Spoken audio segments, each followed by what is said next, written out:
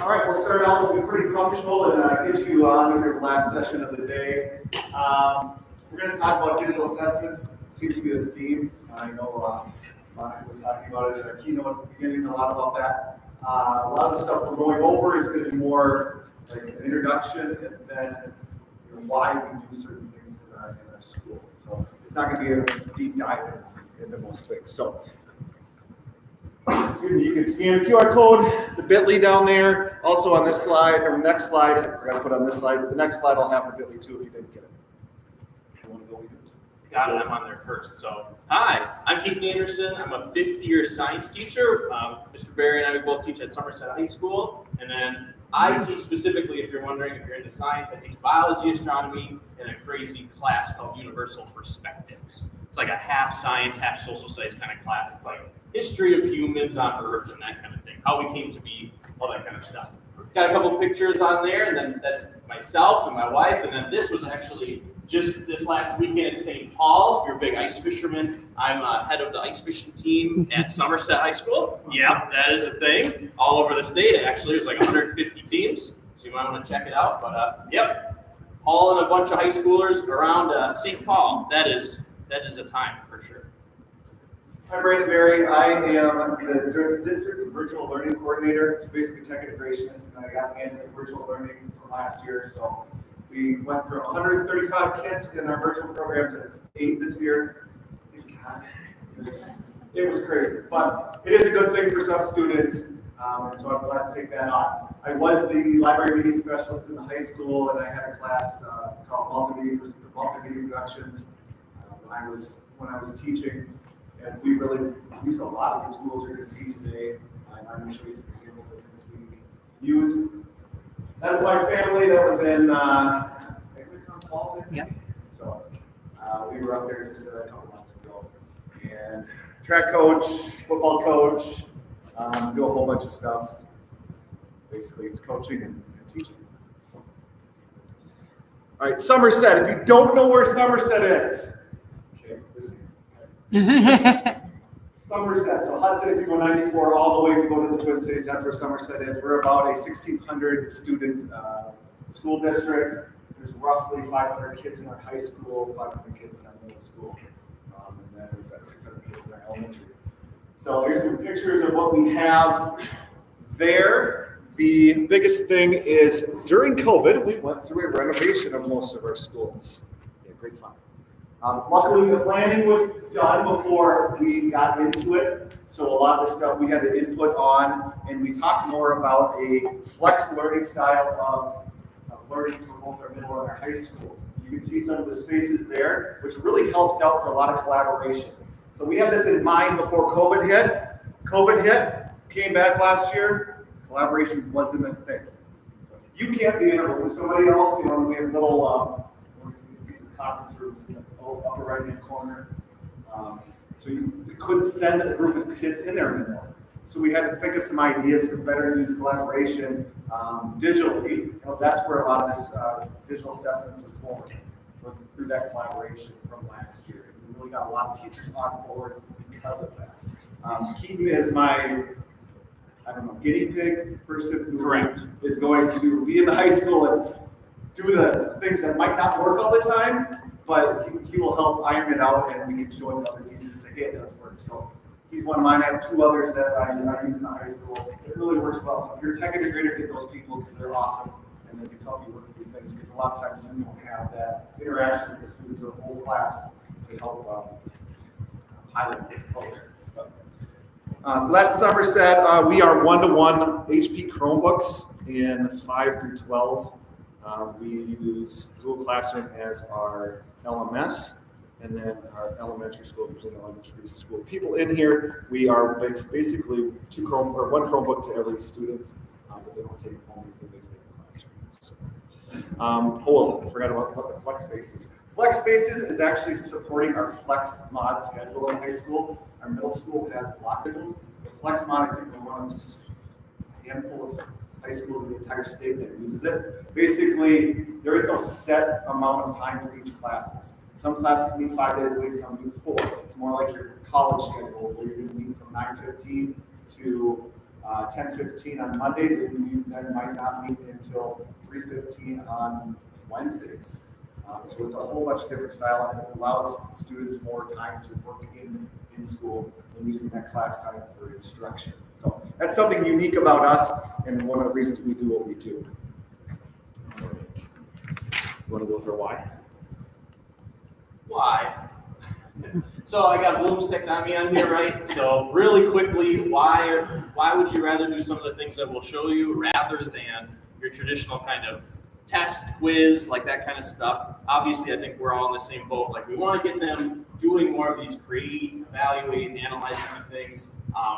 We all want to do that, but it is hard. So we're going to try to help you out and give you some tools in your tool belt to get you doing that. Student engagement is huge. If you're doing like digital things, obviously you can do some of these ideas with physical manipulating sort of things too, but we're going to like SLATE, we're going to run that our stuff. And then the physical sort of like draw a picture sort of stuff, we can accomplish more things doing some digital stuff. So we are looking to attain the top of this graphic for sure. So my why as a tech integrator is a little, because I've noticed over the years when I try to integrate some things, it doesn't work. It doesn't catch on. So what happens is I have three main things. First one, are you assessing your standard with this digital assessment? Okay, is there some kind of standard tied to it, where you're just making a assessment or a project just because? Most of the time that doesn't happen, but sometimes you have to maybe use something, say like Flipgrid, we'll get into that, to visually assess something that is a little harder, especially with COVID, to do personally. Okay, so that's why you might use it there. The second thing is to engage students. A lot of this stuff is, we just talked about TikTok, and I'll talk again about some other things that I presented on before that are really important because it engages the students. Okay? Engagement is key. The last one, and the very most important, is does it save time for teachers? Okay? Does it save time? Does it make their life easier? Because if I try to present something to them and say, hey, you need to use this tool, whatever this tool is, and it makes it harder on them, they're not going to use it. Okay? There's a lot of times when I get principals say, hey, we need to use this tool because they like it. I'm saying, well, is it going to make their job easier? No, it's going to make it harder. Okay, we can't use it. We need to figure out a way to push it into the other two with standards, or is it engaging for kids, or else the teacher won't use it. The other thing is, with the older teachers that might not be so adapted to technology, I try to make their life as easy as possible. Say, hey, are you going to use this tool? No. Is it going to make your life easier?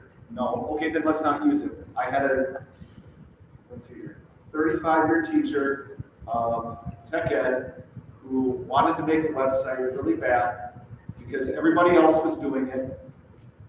And I said, are you going to use it? Are your students going to use it? And he said, no, not really. Okay, let's make you a splash page for yourself, and that's it, and I'll help you update it, and you don't have to touch it. Because it wasn't going to make his life easier. He says, well, I want to put my safety quizzes on there. Is it going to make your life easier? No.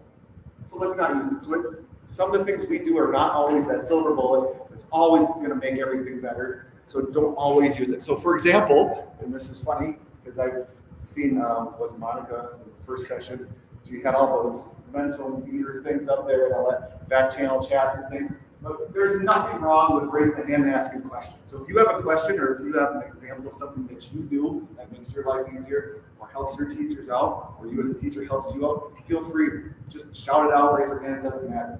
Just sometimes that interaction is good too. Yeah, is a back channel nice for a student that doesn't want to participate? Absolutely. But there's nothing wrong with the human-to-human contact either. All right, next one. You got it. Technology. Boom. All right, so let's talk about a few apps. Google Docs is one I'm not going to go into a whole bunch because I'm pretty sure everybody in here is familiar with Google Docs and Google Slides and Google Forms. But there's a few things that you can really use it for. First one is a lot of that collaboration. I just talked about this with a fourth grade teacher last week, and she's like, well, you know, kids aren't really good at typing. So we don't really want them to type it out in because it's going to take them a long time for the first draft, so they're just going to write it out. And we were like, well, hold on. When they take the forward exam, what are they doing? Are they writing it out?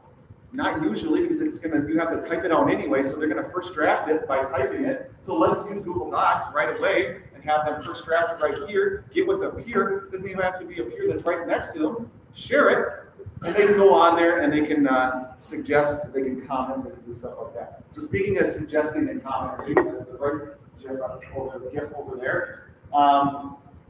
You can suggest a change. Here's the only flaw in that. If you're a teacher, you say, hey, take a look, I don't think this verb tense is right. And you change it to this, a different verb tense. What are students usually going to do? Accept, because you're the teacher, you know what you're doing, so I'm going to accept it all. Okay? That happens. So let's comment instead, that will help as well. It's not always a bad thing to suggest, especially if it's a peer.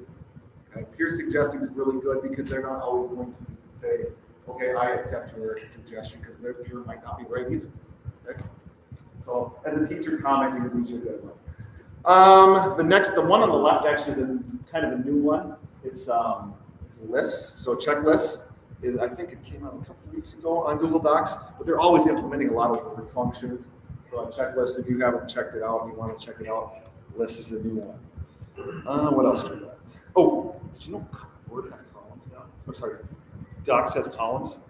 I didn't even know that until a student came up to me and went, "Why is it doing this?" And I said, "I don't know. That looks like columns. I didn't know Docs had columns anymore. They're not."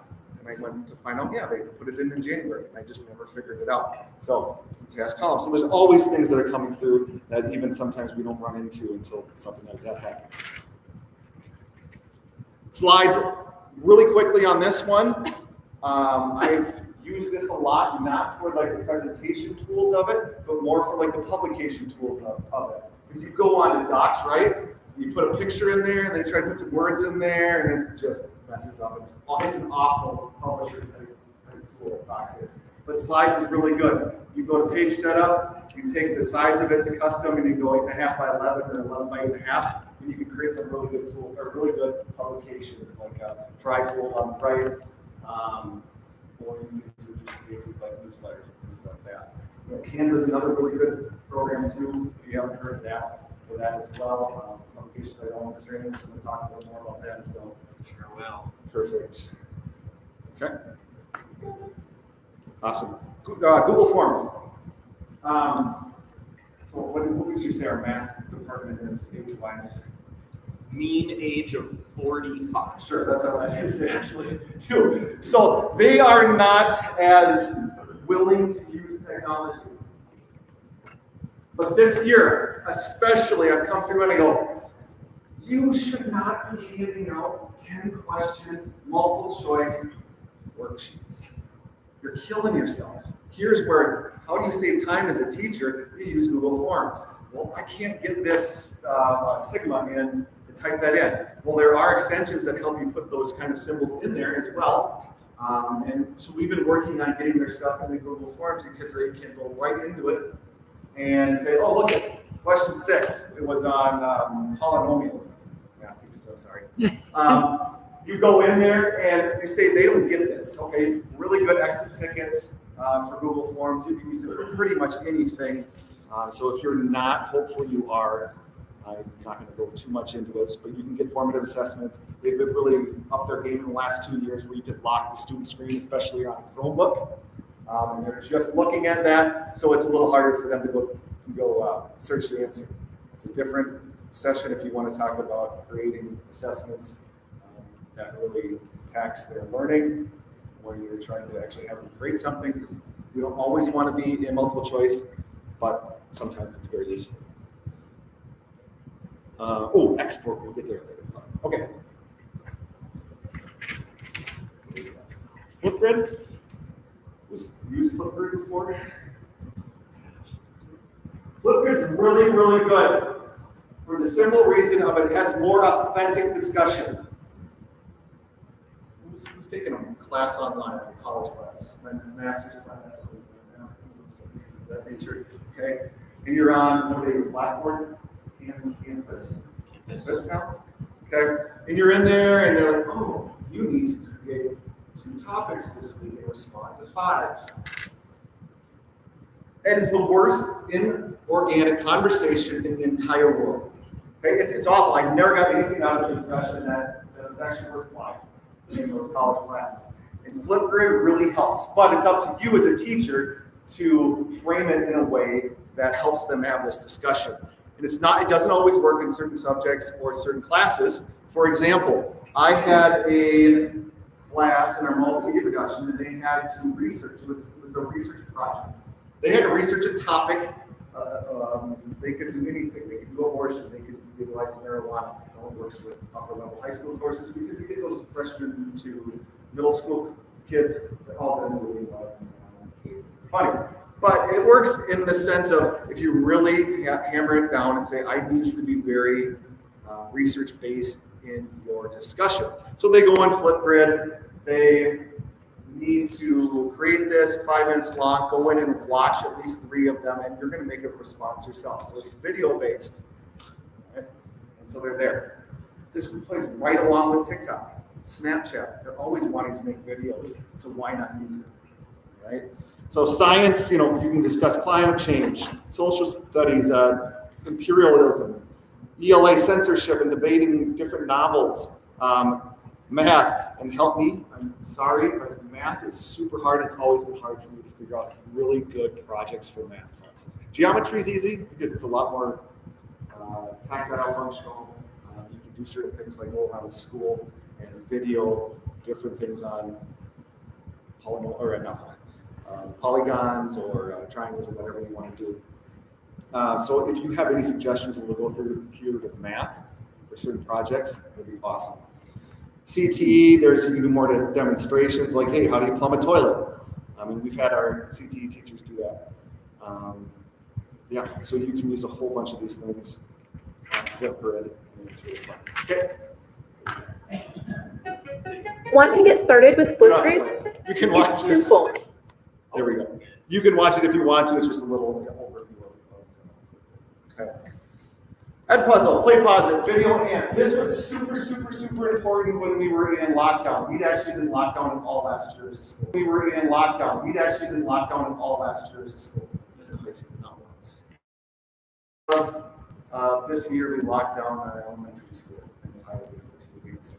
It sucked. But the year before, when we all went out as a state, this was really important for our teachers. Hey, I'm going to take Edpuzzle and I'm going to put that video on there and I'm going to add some scaffolding. Maybe I'm going to put in a paraphrase of something that I want them to make sure they know. I'm going to add an exit ticket at the end, or maybe at a certain point in the video, I'm going to ask them a question to make sure they got that. Edpuzzle's really good. Play pause it I haven't really liked as much, and Word Ant is the one on the right. That's just annotating a video.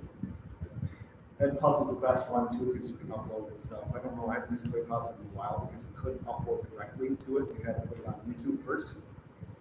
So I don't know if anybody's played with Play pause it yet.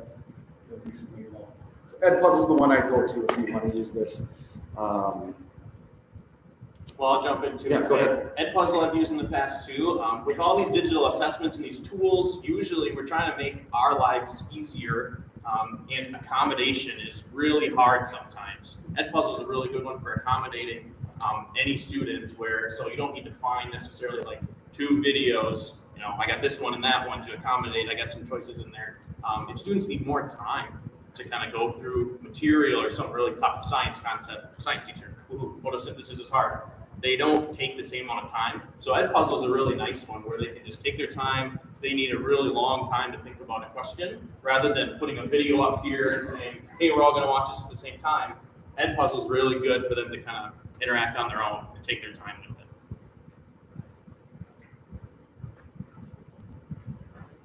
Gamified review, whatever. This is the 5 most used ones. We use the 3 from quizzes to Kahoot, so quizzes, GiveKit, and Kahoot. I found it the 3 best. I mean, I think everybody's heard of Kahoot, but there's some issues there with we don't have a lot of database, so you don't have a lot of answer to questions. One of the answers are the questions